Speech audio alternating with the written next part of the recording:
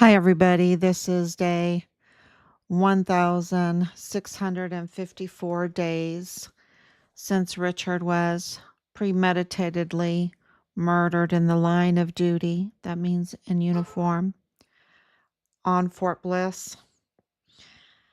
Let me make sure I'm on. And I'm so sorry coming on so late. It just can't be helped because it's lots of conversations. We have a lot of breaking news and lots to tell you. And it really is all really positive for us. It's just, the question that we have been asked today over and over again by so many phone calls, so many very caring and intelligent people, is why do you have to do this breaking news? Why are you breaking the news? Why are you having to investigate your son's murder in the line of duty? Why are you having to um, bring forth the leads? Why are you having to break the case? Why are you having to break the case of the Walmart mass shooting case? Why are you having to break the case of the Santa Teresa International Jetport El Mayo case? Uh, why are you having to do this? Why are you having to do um, this kind of work um, when we have thousands upon that? Look, it was 5,000 FBI agents that were assigned to J6. Why couldn't some of them be assigned to El Paso? Because why are we breaking the news that the El Paso Criminal Law Magistrate Court is violating the civil rights of all the people that go through that court, because the individuals that are sitting on that court as judges have no authority. They have no authority because they're not legitimate. They're not legitimate judges because the Texas Constitution since 2015 says if a court like the El Paso Criminal Law Magistrate Court has full jurisdiction, like it does since 2015, then those judges, those magistrates must be elected. They must be elected, okay, by the people to protect the people, for the people, right?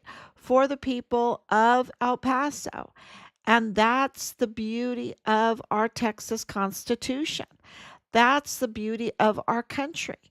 And it is being violated right now by those individuals that are, uh, uh, they're imposters, right? They're impersonating judges right now. And they are the very first place legally that these illegal migrants go to face the law, which is, let's talk about the commissioners then, the El Paso commissioners that are all up in arms because they think the civil rights of the illegal aliens are being violated. Yet they don't even mention or clean it up and make sure that the court where they first go um, for their legal problems is the El Paso Criminal Law Magistrate Court, which are violating their rights.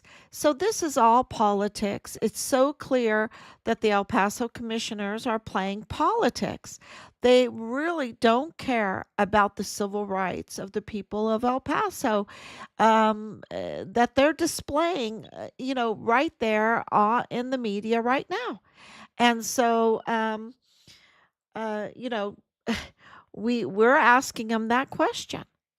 We're asking them that question, and hopefully they'll look in the mirror and they'll say, "Okay, how can we call out the federal government when we, don't even clean up our own house?" Right?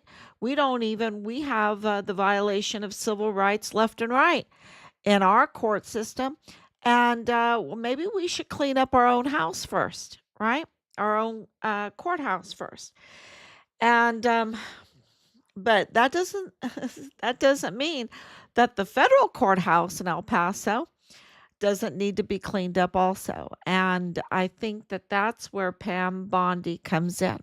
She absolutely has to clean up the federal courthouse too, because of the unbelievable breaking news that we have breaking. We have more breaking news.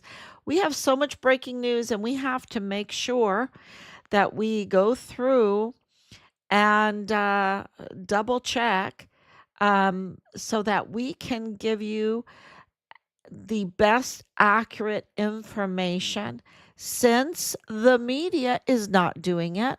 The media that gets funding, that, Bob Moore of El Paso Matters, they have a 501c3, and they have a duty because of that to bring you accurate information, the facts, and they're not doing that. They are absolutely political attack dogs. They are absolutely biased, and they are absolutely criminal because of, yesterday it was just a whirlwind, and you have to wrap your head around. And I'm so glad that I don't get it quite, at the beginning, because I'm not a lawyer. I am not a judge. I am not a paralegal. Yeah, I should get a paralegal degree out of all of this, maybe even a law degree. I mean, I just can't even tell you what we've had to go through um, to understand what is going on. If we hired someone, which we did, you would be broke. You would be totally broke. You wouldn't have a shirt on your back.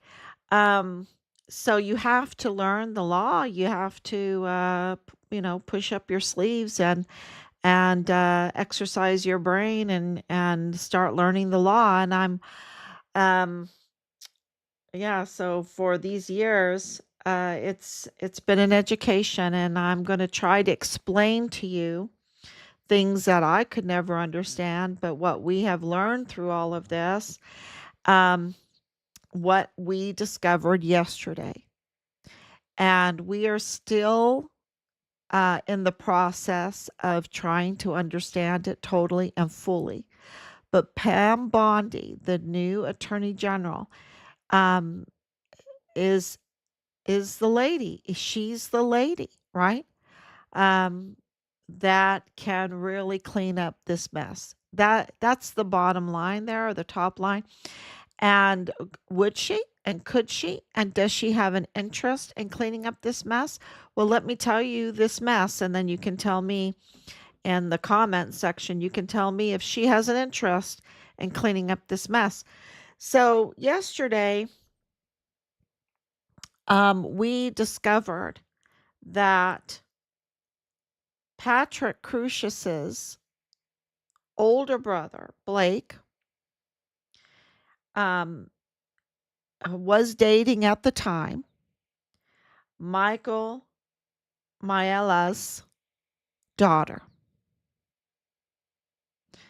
Okay. Now, someone could have told me that, and I would have said, okay, whatever, what? But wait a minute. Who is Michael Maella? Who is he? He is the office manager. He runs the federal courthouse. He is the man, the office manager for Judge Guaderrama. Now, that is jaw dropping, because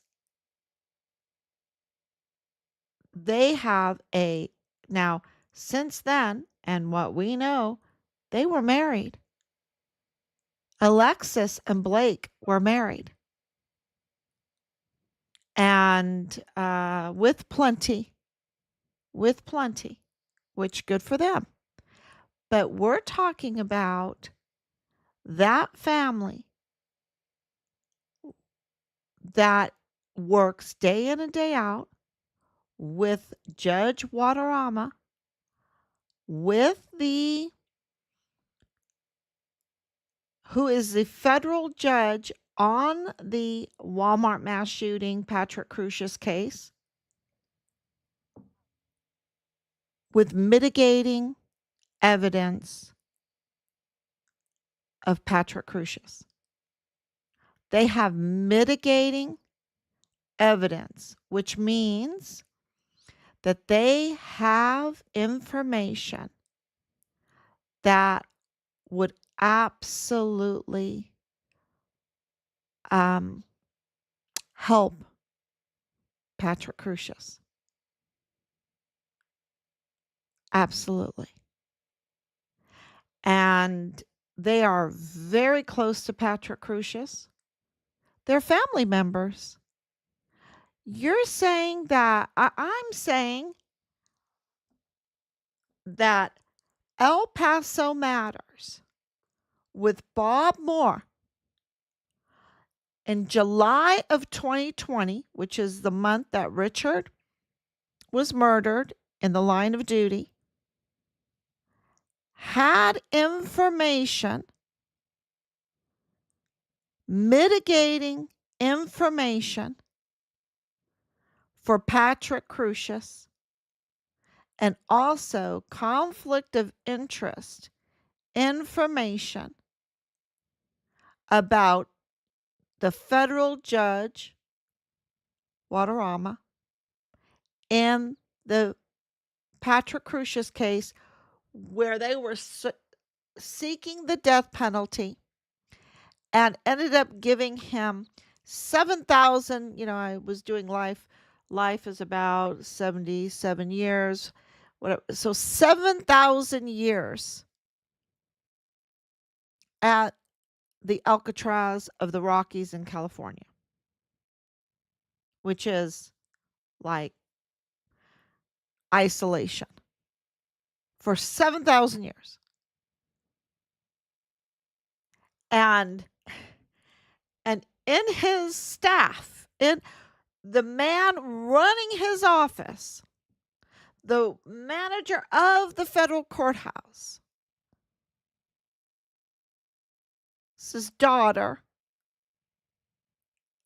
the man running the courthouse is family with Patrick Crucius. Has inside information to Patrick Crucius and his severe mental health condition, autism, that now we know because of Loretta Lynn Hewitt that Patrick Crucius was banging his head on the sidewalk. The neighbor said, inside knowledge said he was severe, that he failed kindergarten. He was severe.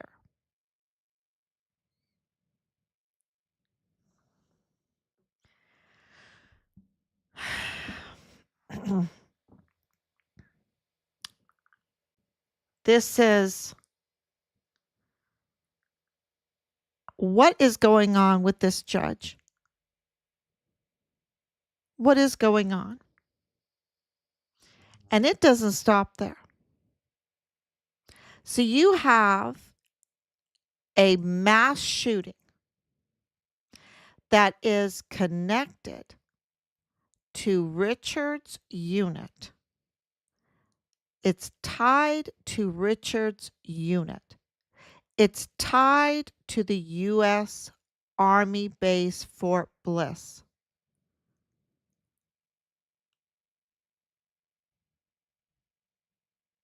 And you have all of this misconduct in the federal case. You have all this misconduct in the federal case. This swoop, and let me tell you, something was up because they moved fast, right? Because they sure haven't moved fast in the state case, but the federal case, swooped in like an eagle, right? Swooped in to do this case, but it was botched. It's a botched case because Michael Miela was family with Patrick Crusius.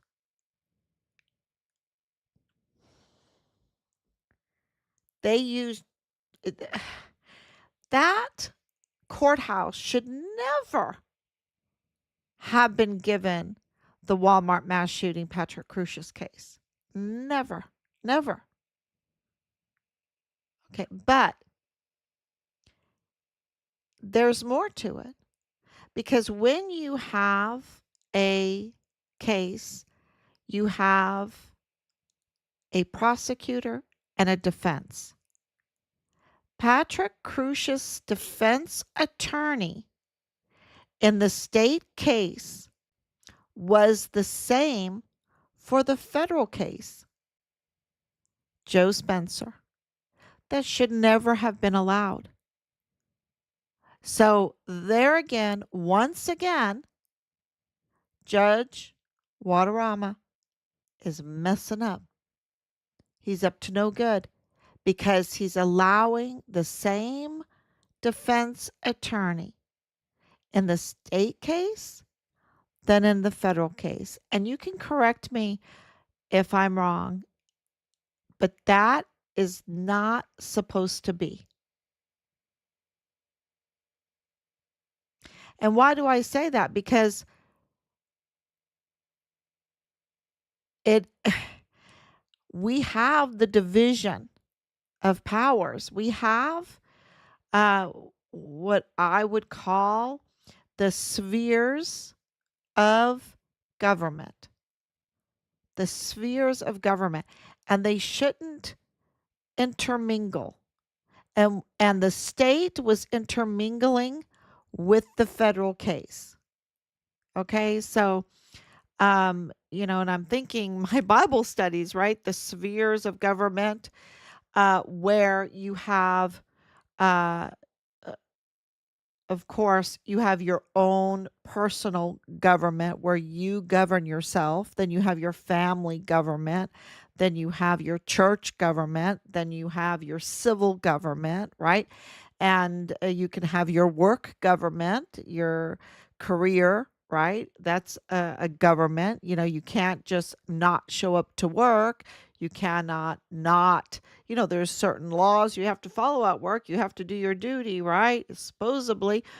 The same thing in your family, the same thing in your personal life. And they're not supposed to intermingle. It's like the saying now, there's a popular saying, stay in your lane, stay in your lane.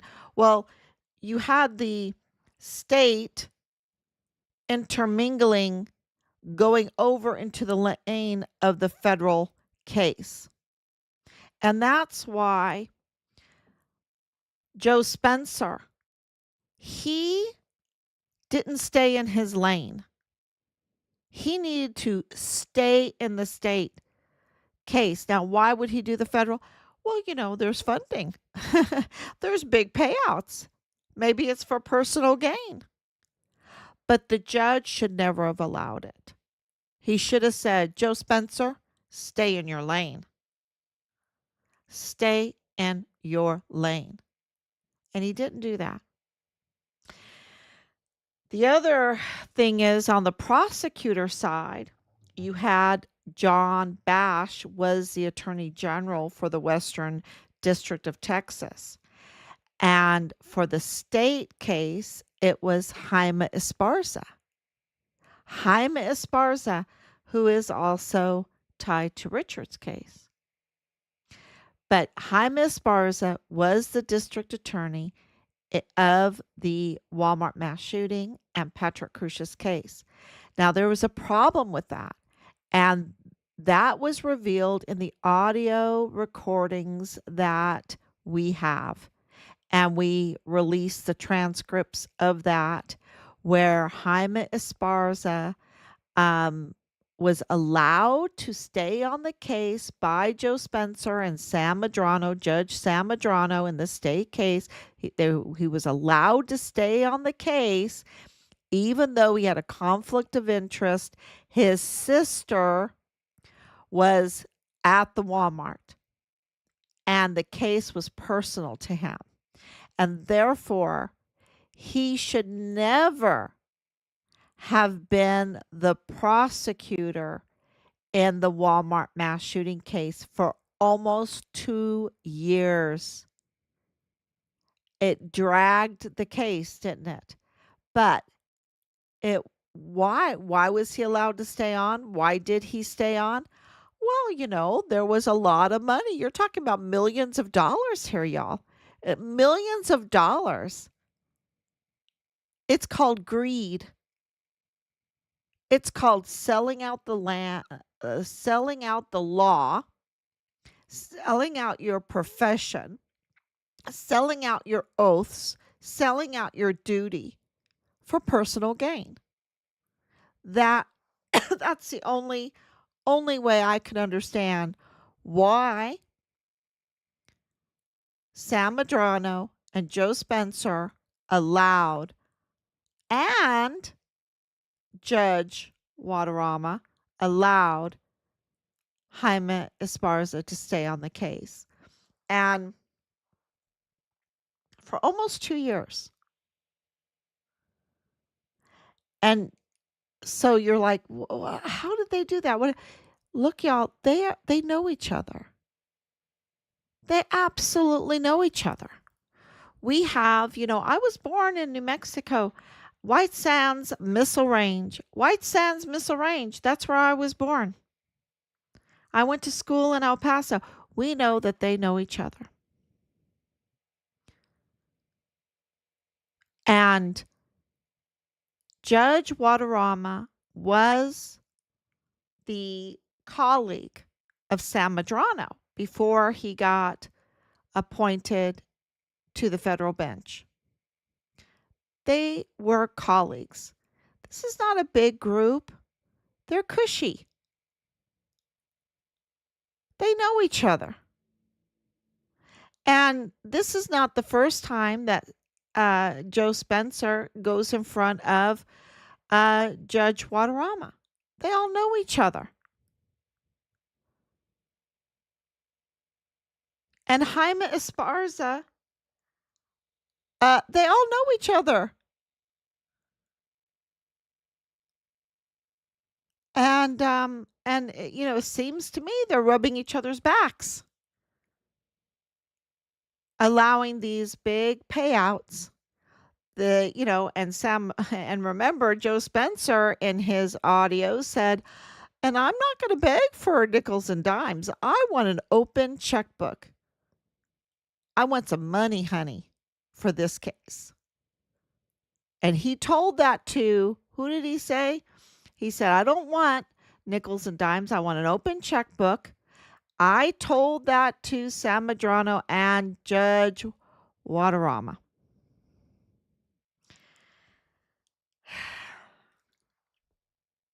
So this was for personal gain at the expense of the people of the United States and of El Paso, because it's state and federal funds.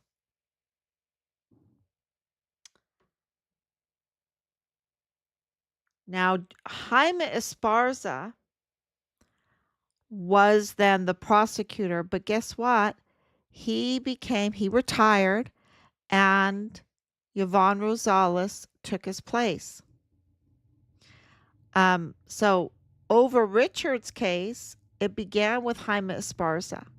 And Jaime Esparza decided to, quote unquote, retire, but then he took John Bash's place. Who's John Bash? He was the prosecutor in the federal case with Joe Spencer as the defense. Joe Spencer as the defense, John Bash as the prosecutor. In the state case, it was Joe Spencer and then Jaime Esparza as the prosecutor, right? But then Jaime Esparza was replaced with Yvonne Rosales, and Jaime Esparza replaced John Bash. So it was Joe Spencer and Jaime Esparza in the state. And then, it's hard to give up that open checkbook. And then it's Jaime Esparza and Joe Spencer as the defense, and Jaime Esparza as a prosecutor, Joe Spencer as the defense in the federal case. So criminal, y'all. This is so criminal. And Pam Bondi needs to clean this out. She's the one that can clean this out, because Sam Medrano could have done things different, and he didn't. And Judge Sam Medrano got, twirly, I should say money symbols in their eyes. And Judge Guaderrama, he could have done things so different. He really, as a federal judge, really had a lot of power. And now you see, this is a soup sandwich, a total soup sandwich. And the case has been frozen in the state. They will not let it go. They are just so attached to that open checkbook. They're so attached to it. And and you see it kind of with this whole Doge thing, right? With this whole USA thing. People get so attached to wrongfully acquiring money, wealth, that they convince themselves that they deserve it, that they've earned it, and now they are gnashing their teeth. They're gnashing their teeth saying, 50 million for condoms for Gaza. You're taking away our rights. Okay, whatever. What, another, who knows how much money for that comic book? So, where was that in Chile, or some other foreign country? And in Ireland, they were sending all kinds of money for ridiculous things. And they also were giving Politico. They were also giving Politico millions of dollars. And, it all makes sense now. How could they run the show like that? Anyway. And I just wonder, let's look to see if there was any given to El Paso Matters. But El Paso Matters absolutely had a duty to lay this all out, because they are clever. They know this. And they could have called out the conflict of interest with Mike Maella, and being a family member of Patrick Crusius, which absolutely shows Judge Guaderrama as a criminal. He's a criminal. I don't know. In my book, he's a criminal. And what? They're gnashing their teeth for their USAID money, but they're not gnashing their teeth for the Walmart mass shooting case, for those for the victims, and for the whole city, and the misleading with these terrible narratives. I will never get over the first time I was reading all the statements from Ernest Christopher Grant, which I believe from Loretta Lynn Hewitt. She says he's recanted now. Like, he's recanted and he has mitigating evidence for Patrick Crusius now. But at the beginning, with all that El Paso Strong, and he would say the absolutely most horrendous things, so divisive, the most racist things he would say, falsely attributing them to Patrick Crusius, falsely contributing them to President Trump. And this was for the political campaign of Beto O'Rourke. Remember, Beto O'Rourke went to the hospital to, do that, uh, the media shot. This was absolutely an attack on President Trump, on President Trump's 2020 campaign. And they had all kinds of evidence of conflict of interest, mitigating evidence, absolutely personal witness testimony of Patrick Crusius. Also, that Patrick Crusius didn't just pick El Paso out of the blue, that he had family in El Paso. That was never brought forward, that he had family in El Paso. That his brother was in a very serious, intimate relationship with the office manager of the federal courthouse for Judge Guaderrama, Patrick Crusius's federal judge. And there's more, y'all. There's more. Not only that, but that he has a son, Michael Maella Jr., who did an internship. Well, one, football player, same time as Richard's platoon leader, Dallas Hart. Remember, Dallas Hart's a football player. And, I was born at White Sands Missile Range. I went to school on Fort Bliss Elementary School. I went to MacArthur Elementary School. I went to Bassett Middle School. Football's a big deal in Texas.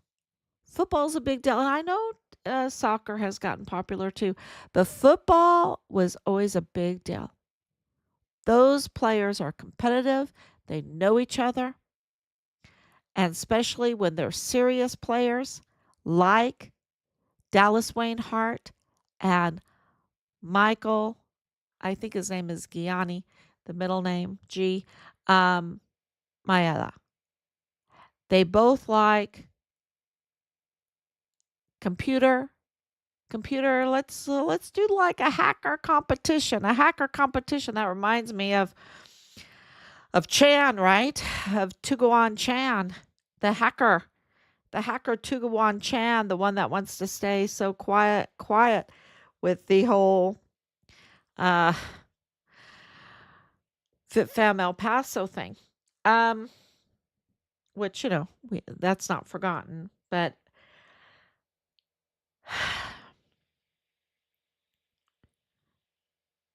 Michael Maella has more in common with Dallas Hart. Dallas Hart's family members in CID on Fort Bliss,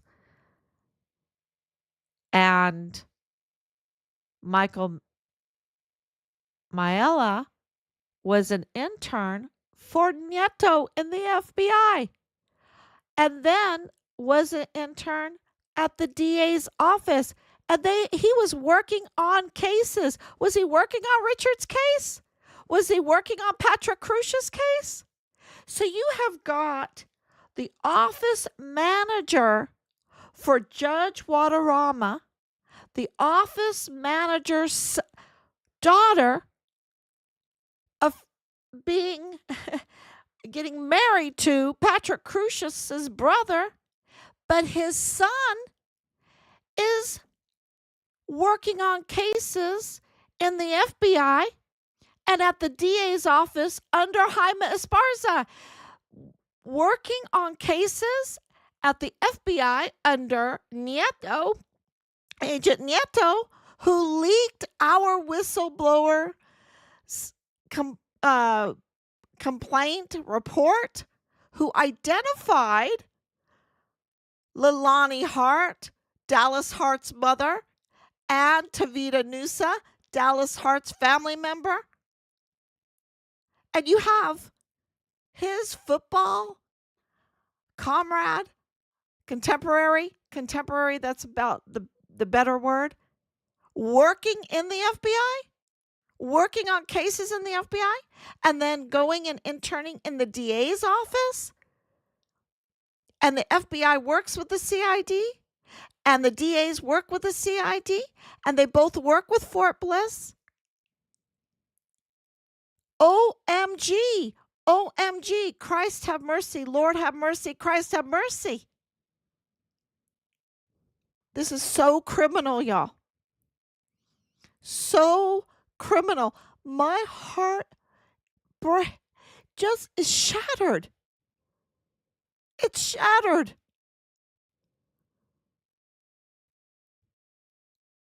Think about what they did to Richard and so many others.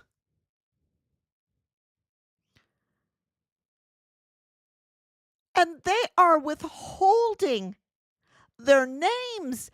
And Bob Moore is withholding their names. El Paso Matter is withholding their names, withholding their conflicts of interest, the mitigating information, and probably much more. And we are at over 4 years of hell. And Judge Guaderrama is doing it. And of course, Sam Medrano is doing it.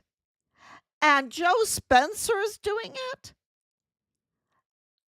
And Jaime Esparza is doing it.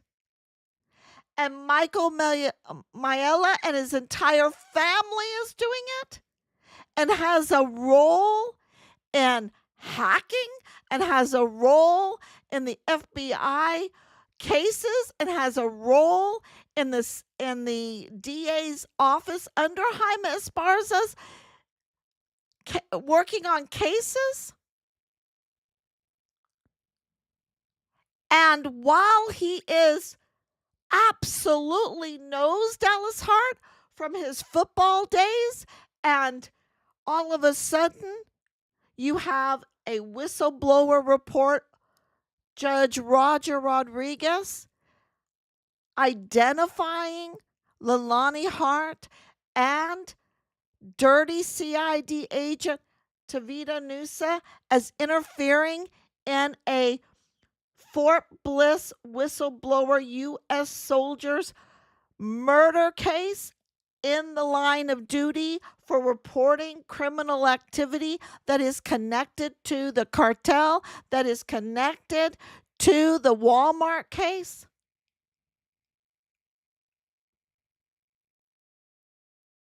And they're leaking that out. It was Nieto that leaked that out to the very individuals, Leilani Hart and Tavita Nusa.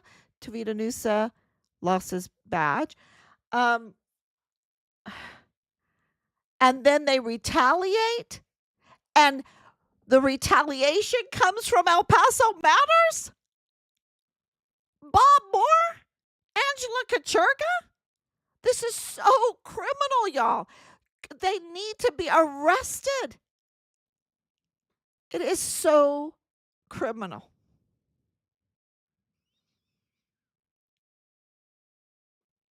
The damage that they have done.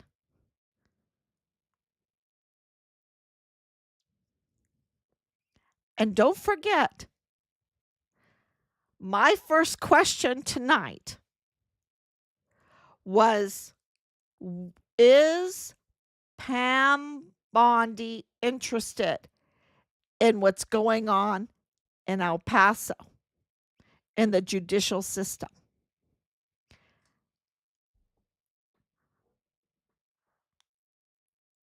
When all of that was going on, the number one target was Donald Trump. Donald Trump to destroy as much as I could of his 2020 campaign to push forward Beto O'Rourke. They did this kind of horrendous damage. And don't forget about Glennon Oakley Jr. Don't forget about so many others, the victims. And Bob Moore of El Paso Matters with Angela Kachurga and with Bob Moore's wife, right? Kathleen Gannon. They absolutely are so criminal. And Angela Kachurga and I looked in that lady's eyes.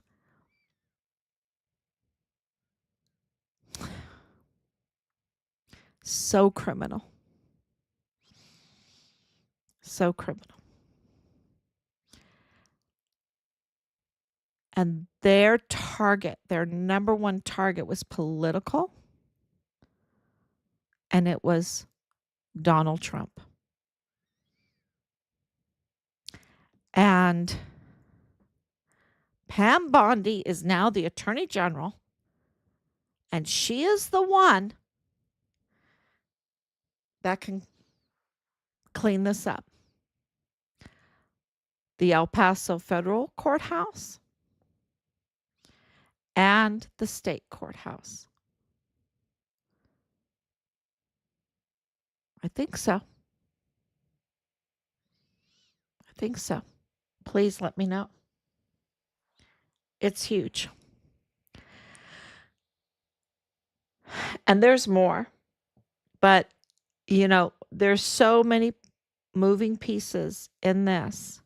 And I hope that I did it justice. I have one last piece that I need to tell you all. It's when Jaime Esparza became the prosecutor for the AG for the Western District of Texas. He then took John Bash's place. He was screened from one case, and that was the Walmart mass shooting case. Because of calls to the United States that said, no way. He was banned from prosecuting the Walmart mass shooting. So that is important for everyone to know, because you're like, wait, was he prosecuting? No, it was Ian Martinez Hanna. He was then the prosecuting team.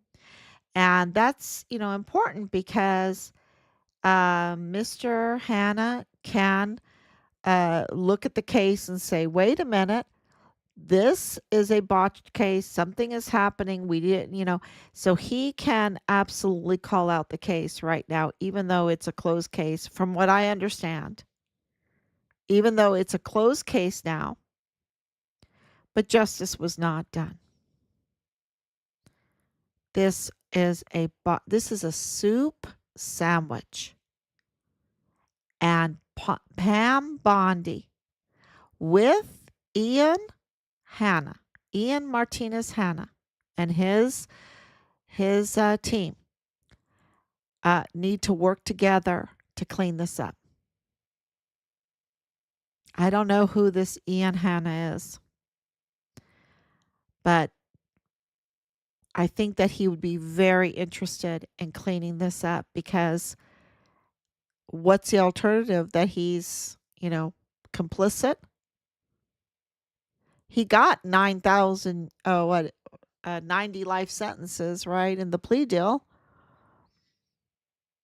7,000 years in prison for an autistic individual with a severe mental health condition, on top of the severe autism, he has a severe mental health conditions, um, listed by Judge Guaderrama. That's who we found that all out. And I'm like, absolutely, he has. I was saying that before I read the federal court case. I was like, just because of my own training.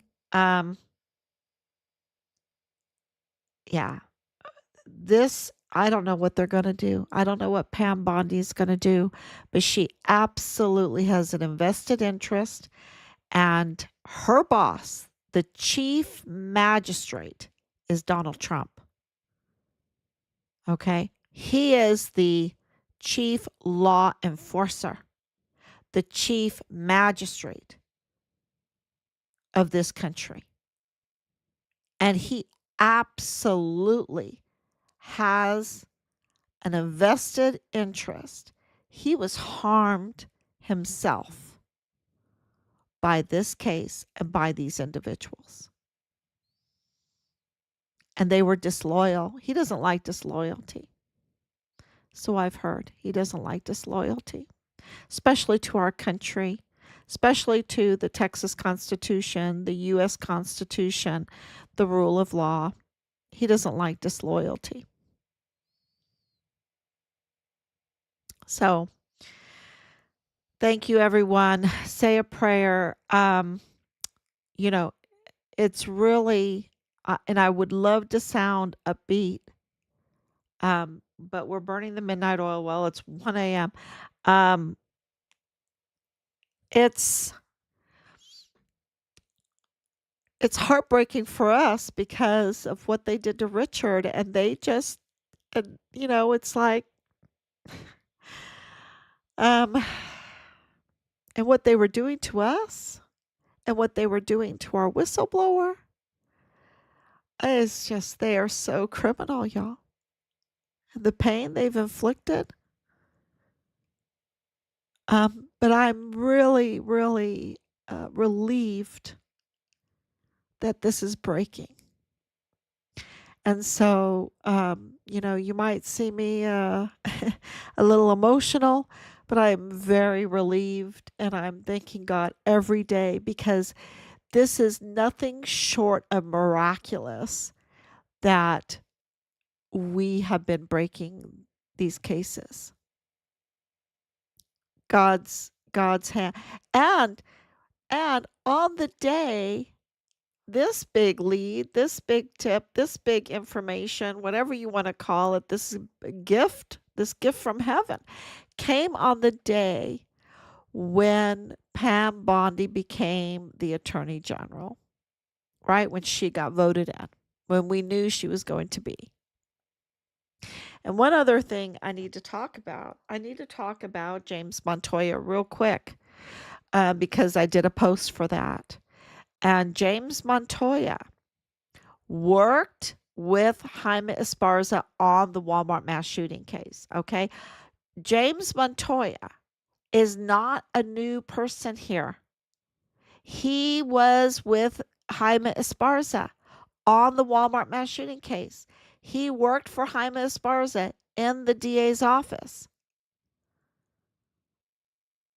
That's really important. And because of Bill Hicks, because of our open records that absolutely showed that Joe Spencer with Bob Moore and Bill Hicks and Justin Underwood plotted, schemed, whatever you want to say, schemed to remove Yvonne Rosales and replace her, right? Because of that whole situation and because of finding out that Bill Hicks was a usurper, that he did not sign his statement of officer, which is an anti-bribe statement, before he took the oath of office, which is required by the Texas Constitution. He did not do that properly. So, and then he tampered, and it's just a big soup sandwich too. Um, he was never the legitimate district attorney. It was always Yvonne Rosales. She has been the duly elected district attorney, the legitimate. Isn't that wonderful? That must, you know, I hope she understands what a wonderful feeling that must be, not to be appointed. She was duly elected, a duly elected district attorney. What a beautiful, beautiful thing that is. And she absolutely was confirmed properly. And then Bill Hicks comes in, and he's a usurper. And now, and I made that music video. You got to sign the anti-bribe line. Bill, you're not the real DA. You got to sign. You didn't sign the anti-bribe line. Now,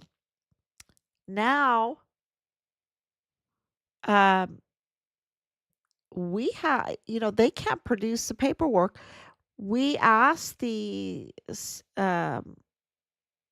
Texas Secretary of State to send us the paperwork. They're way beyond their time. They can't send it.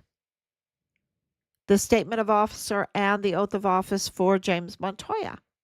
And so then we inquired with Judge Guaderrama, because Judge Guaderrama, he swore in James Montoya. And in order to swear him in, you have to have the paperwork, right?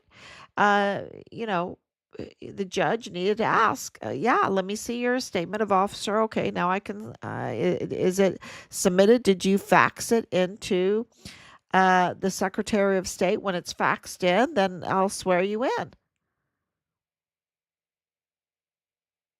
But he can't, until now, he's not producing those documents, and he should have it.